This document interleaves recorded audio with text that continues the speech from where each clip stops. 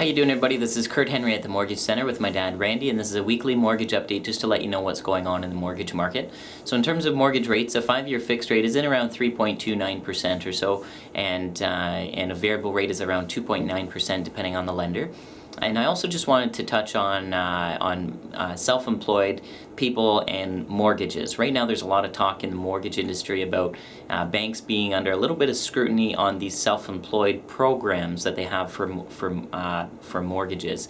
And just to give a little bit of background, let's just say somebody makes $50,000, they're self-employed, $50,000 in a year, and maybe their expenses are $30,000 in the year, so therefore their net income would be about $20,000, and then they would be paying income tax based on that $20,000. So the advantage to them expensing things off like that $30,000 in expenses would be that they pay less tax because they're paying tax now on their net income.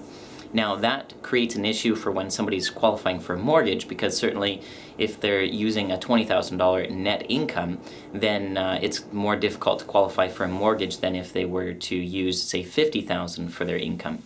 So there are programs available where it's called the stated income program, which is where the bank would take the $50,000 and not necessarily have to prove that that is the person's actual income. So there is a spot for it in the mortgage industry, but it seems that there's some times or circumstances when somebody would be stating a higher income than what they actually make, and then that's the issue. So right now there's a lot of banks that are under a little bit of scrutiny on that program, so banks are getting more strict on that program going forward. However, there is a big difference right now from bank to bank in terms of that program. So if you have any issues, or if you know of anybody that's having any issues with getting a mortgage approved and they're self-employed, it could just be that it's that specific bank that has made whatever rules they have made for their own bank. So if you have any questions on that, just give me a shout, but just keep in mind that there are differences from bank to bank on that program.